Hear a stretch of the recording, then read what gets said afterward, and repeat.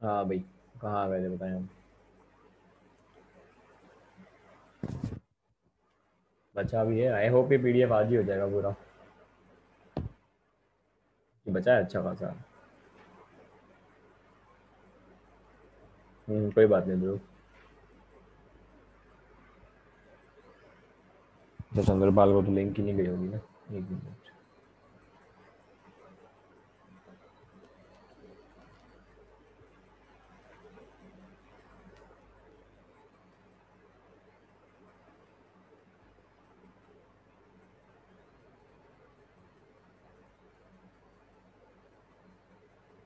हम्म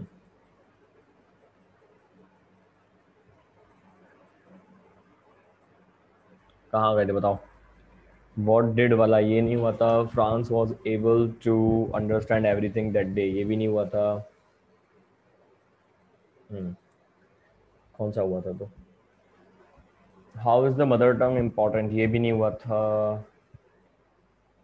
ये नहीं हुआ था। ये हो गया था।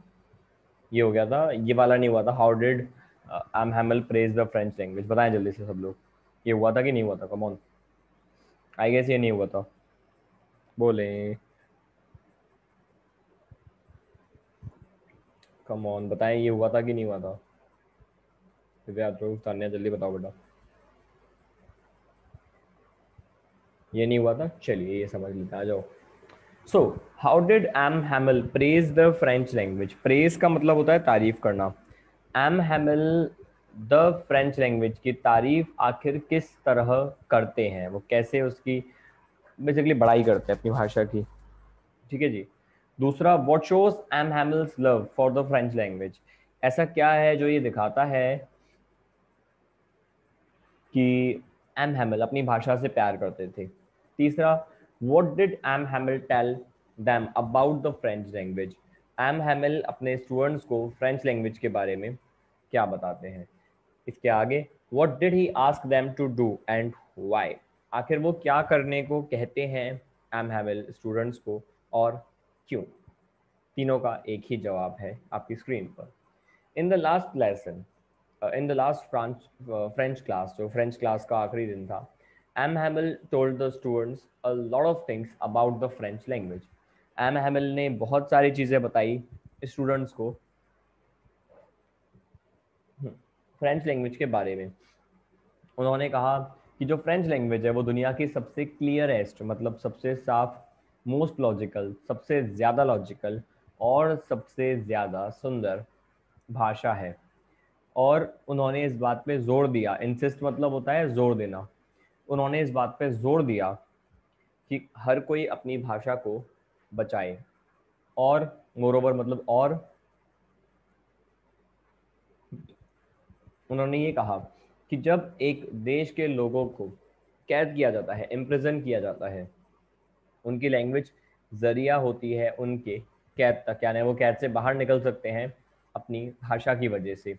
ये सब दिखाता है उनका प्यार उनकी भाषा के लिए। बोले ये डन है कि राउट है इसमें, कम ऑन बताएं भाई, इसमें क्लियर है कि डाउट है, क्या है इसमें।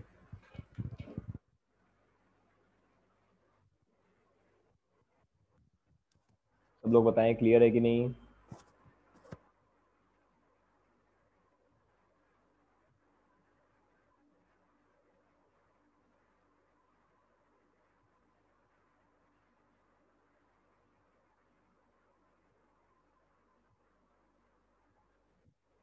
क्लियर है, कम ऑन बताएं जल्दी से, क्लियर है ना।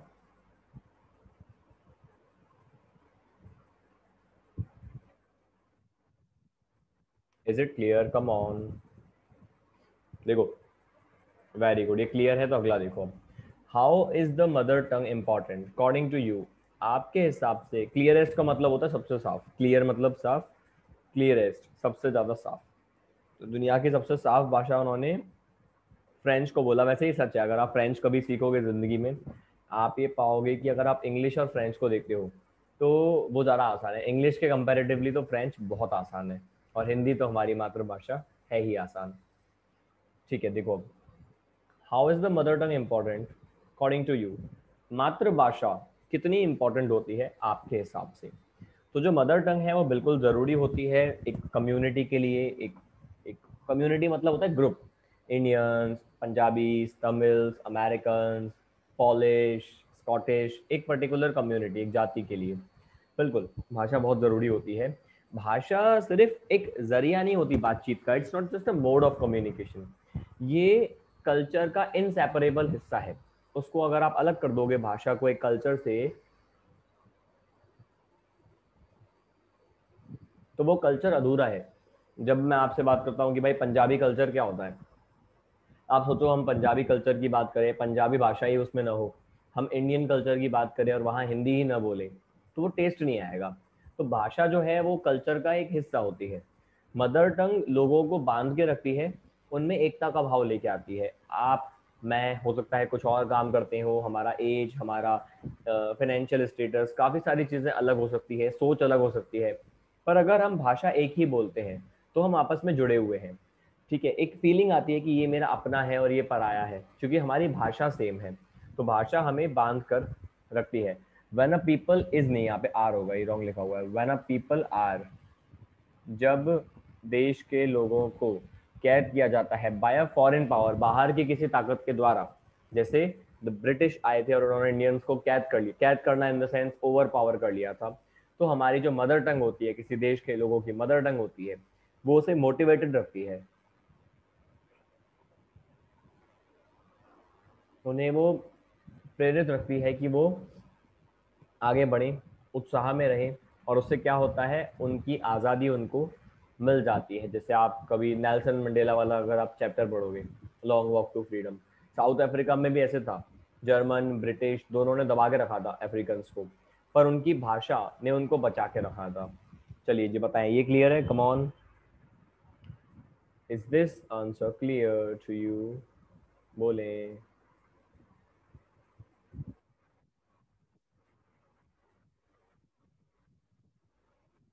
अरे वाह ध्रुव, प्रिंट आउट भी निकलवा लिए, गुड। ये वाला क्लियर है इस पे? वाह बेटा वाह। देखो, Franz was able to understand everything that day, Y?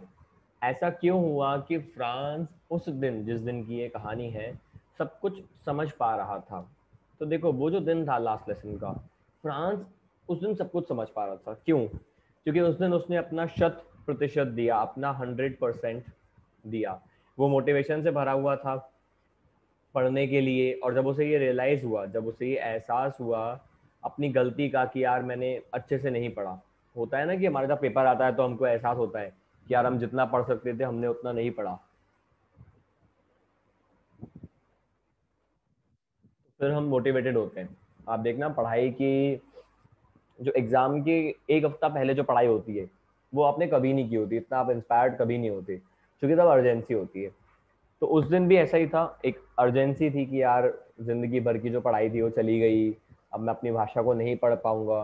तो बंदा मोटिवेटेड था, तो बंदे ने बहुत अच्छे से पढ़ लिया। He listen to the lecture with much patience, बहुत ज़्यादा सब्र के साथ उसने लेक्चर को सुना। और एंड ऑल्सो, और एम हैमिल ने भी बहुत अच्छे से पढ़ाया, एम हैमिल ने भी पेशेंस से पढ़ाया कि 40 साल से पढ़ा रहा हूँ और आज आखिरी दिन है। तो न वो ज़्यादा मोटिवेटेड थे, आई मीन वो ज़्यादा मोटिवेटेड थे, सब्र के साथ बहुत धीरे धीरे वो पढ़ा रहे थे। बताओ क्लियर है कि नहीं है? कम ऑन, क्लियर है कि नहीं है?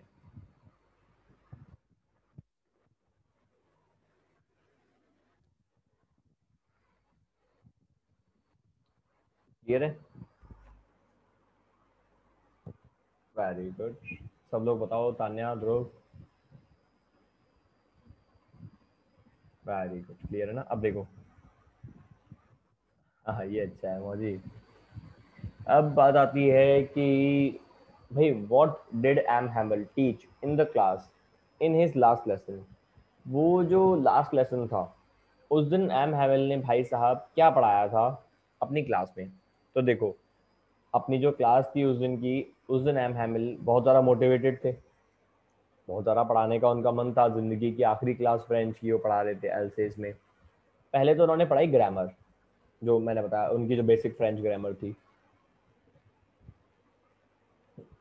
और लग रहा था ऐसा कि भाई वो है ना सब कुछ सिखा देना चाहते हैं एक बार में। एट वंस का मतलब होता है एक बार में, ऐसा लग रहा था। फिर कुछ राइटिंग वर्क दे दिया, एक हिस्ट्री का लेसन दे दिया, हिस्ट्री भी पढ़ाते थे भाई साहब। इतना ही नहीं, एक बहुत ही शानदार सा लेक्चर दिया, ये बताते हुए कि फ्रेंच लैंग्वेज कितनी महान है, और ये सिखाया कि तुम्हें गर्व होना चाहिए हमेशा अपनी भाषा पर। तो इस तरीके से उन्होंने कई चीज़ें एक साथ सिखा दी। बताओ पहले, ये आया ना? सब बेटा याद भी करना है, जो आज हम पढ़ते जा रहे हैं, जो आज हम पढ़ रहे हैं वो याद भी करना है आपको। What was M. Hamill's contribution to the school in Alsace? Else's वो जो टाउन है उसके स्कूल में आखिर एम हैमिल का क्या कंट्रीब्यूशन था? देखो, एम हैमिल का कंट्रीब्यूशन ये था कि जो पूरा का पूरा एल्सेस था वो ग्रेटफुल था। ग्रेटफुल मतलब होता है कृतज्ञ, एहसानमंद। वो एहसानमंद था एम हैमिल का उनके कंट्रीब्यूशन के लिए, क्योंकि वो फ्रेंच लैंग्वेज को उस स्कूल में पढ़ा रहे थे या पढ़ाया था उन्होंने पूरे 40 साल से, वो भी ईमानदारी के साथ। उन्हें अपनी भाषा से प्यार था और उन्हें इस पर गर्व भी था कि मैं अपनी भाषा है मेरी प्यारी सी फ्रेंच, जिसको मैं पढ़ा रहा हूँ। इतना ही नहीं, और उन्होंने दूसरों को भी जागृत किया, अपने गांव में भी लोगों को जागृत किया, अवेयर किया कि यार अपनी भाषा आप सीखो ज़रूर, भाषा से प्यार करो। ठीक है, तो ये उनका कंट्रीब्यूशन था एल्सेस में कि उन्होंने दूसरों को भी जगाया और खुद भी 40 साल उन्होंने पढ़ाया। बताइए, कम ऑन, ये क्लियर है? एक आंसर और, फिर आपका आंसर पूरा, शॉर्ट आंसर पूरे हो जाएंगे आपके, फिर आएंगे 100 वर्ड्स वाले मस्त। चलिए देखें, 4 in 1। 4 in 1 है, what made M Hamel cry towards the end of his last lesson. वो जो आखिरी लेसन वाला दिन था उसमें एम हैमल जो है हमारे टीचर, वो आखिर रोए क्यों थे? इसी को घुमा के पूछ सकते हैं, why did M Hamel write वाइवा ले France on the black board? Black board पे उन्होंने ये 3 शब्द क्यों लिखे, वाइवा ले फ्रांस? इसका क्या मतलब था? इसी को घुमा के पूछ सकते हैं कि ये जो एम हैमल ने आखिरी शब्द लिखे थे ब्लैक बोर्ड पर,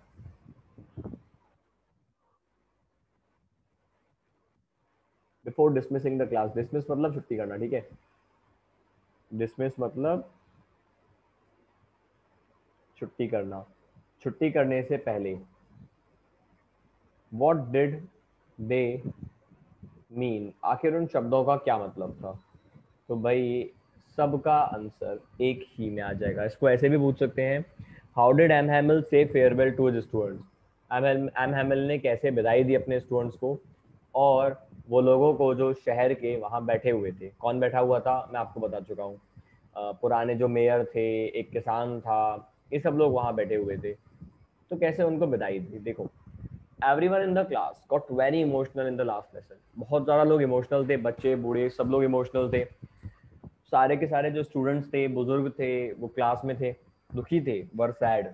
and even the teacher M हैमल,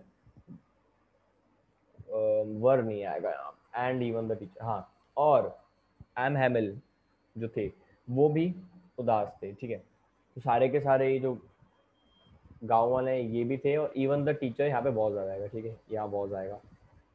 in fact जो टीचर्स जी हैं हमारे, वो भी बहुत दुखी थे और निराश थे। डिसअपॉइंटेड मतलब होता है निराश।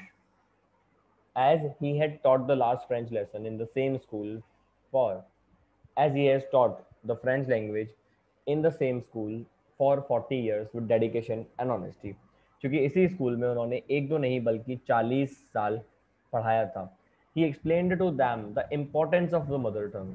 जो अपनी मातृभाषा की इम्पोर्टेंस है वो उन्होंने सिखाई, क्वालिटीज बताई कि फ्रेंच लैंग्वेज में क्या खासियत है, और उन्हें रोने का भी मन हो गया। फील लाइक का मतलब होता है किसी काम को करने का मन होना, तो फेल्ट लाइक क्राइंग मतलब उनका रोने का मन होने लग गया था। हिज थ्रोट गॉट चोक्ड, गला उनका चोक हो गया, होता है ना आंसू में अपनी आवाज नहीं निकलती, गला चोक हो जाता है, तो गला चोक हो गया। और आखिर में वो कुछ नहीं कर पाए, उन्होंने सिर्फ ब्लैक बोर्ड पे लिखा वाइवा ले फ्रांस। इसका क्या मतलब होता है? लॉन्ग लिव फ्रांस, जुग जुग जिए फ्रांस हमारा, आगे बढ़ता रहे। He dismissed the class with a gesture. Gesture का मतलब होता है हाथों से किया गया इशारा। तो उन्होंने एक इशारे से क्लास को डिसमिस कर दिया, यानी छुट्टी कर दी। बेसिकली दैट मेंट क्लास खत्म हुई, अब आप जा सकते हैं। ये उन्होंने हाथ हिला के कह दिया। क्लियर है? बताओ ये। वॉइस बहुत कम आ रही है, तुम भी तो लेट आए हो। जूम पे सेटिंग है, अब लेट आने वालों को आवाज़ कम आती है। हाँ चलिए बताएं, क्लियर है? बेटा ये सब आपको याद करने हैं। मंडे को शुरू करेंगे हम ये 100 से 150 वर्ड्स के, कितने हैं ये, पाँच, पांच आंसर्स और फिर ये एक्सट्रैक्ट्स। ठीक है, पांच आंसर्स और एक्सट्रैक्ट्स आपको याद करने हैं। और अभी आज जितने समझाए हैं आपको वो याद करना है पहले। ठीक है जी, आंसर्स एक्सप्लेनेशन इतना ही था। अब हम बात करेंगे हिंदी की, जस्ट अ मिनट, 1 मिनट में। तो भाई तैयार रहें हिंदी के लिए, जो भी डाउट हो पूछ लो, मीनिंग इसमें इसमें जो भी डाउट हो आप पूछ सकते हो। हिंदी के लिए तैयार रहें, एक नया टॉपिक शुरू करने वाले हैं हम, कम ऑन।